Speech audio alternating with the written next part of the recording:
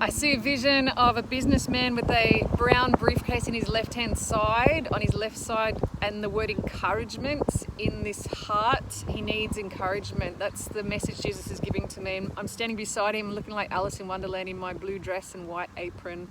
And I can hear the song Knocking on Heaven's Door from Guns N' Roses.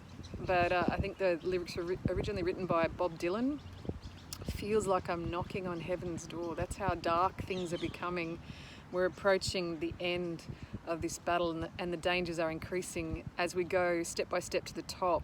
The narrow path is becoming narrower, and the risks are increasing against those people who are in positions of high public office, that they will be taken out because they're strategic targets. They have a big influence, and that's why we have the founder of the Telegram network being arrested in France at the moment, because it's a signal to those people who are running the independent media and allowing free speech, alternate opinions and contradictory narratives to build up, which is a political organisation. So devolution of power requires people to be able to organise politically at the grassroots. So free speech is fundamental in that respect, because it allows people to share ideas and to gather together around like-minded thoughts.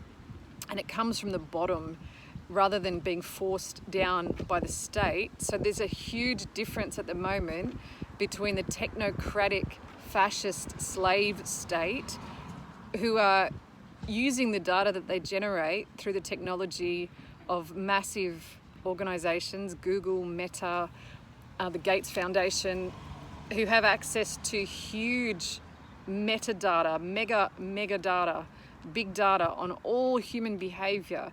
There's a leveraging benefit. The reason why the governments have partnered with corporations in this way is because they gain a governance surveillance benefit, which makes their job easier and more efficient and more accurate. So there's an argument that the technocratic slave state is actually in the benefit of society, because it allows them to perfect government and to manage resource extraction, consumption and waste from beginning to end, and to deliver the outcomes to people that they determine are solutions. And their argument is that a radical behavioural perspective from Skinner is that there is no freedom.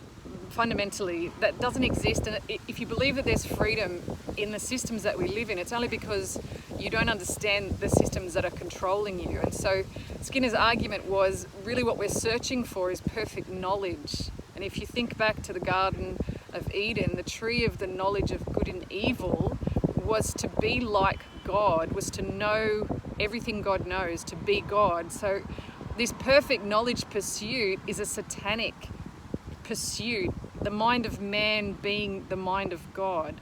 If we could know everything and capture all data and information perfectly, that would require us to not have any privacy, to not permit people to be able to conceal any information, justified by the benefit of efficiently, perfectly managing all human behaviour. But that is negating your will and your freedom and your inherent value. You become a utilitarian, objectified slave or a rat in a live field experiment with solutions delivered to you. Your agency is erased. It's a very important legal concept for the state to manufacture solutions based on data analysis that they deliver to you as a passive recipient, versus you having consent to decide by your own research and decision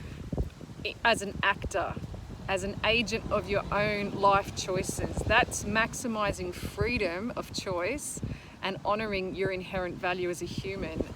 The one aspect of the inherent value of you being human is your ability to make free decisions and to exercise your mind and your will and your conscience and to dissent. So this system that's being established under these radical behavioural principles is utilitarian. It erases privacy, democracy, and concepts of freedom.